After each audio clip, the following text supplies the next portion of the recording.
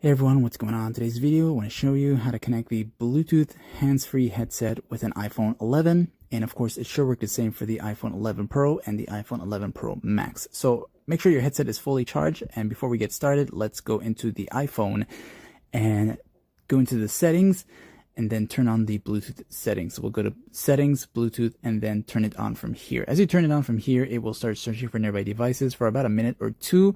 And while it's doing that with the headset, make sure it's off, because with the headset that has a single button like this one, and if yours is the same, it should work the same way.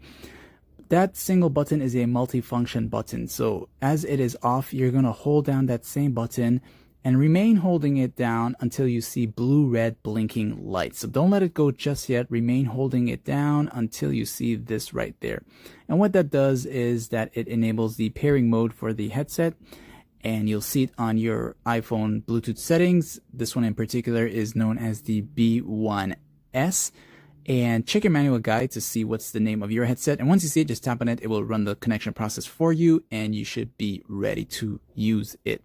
And other than that, if this guide was helpful in any way, like, share, and subscribe. Turn on notifications, and thanks for watching.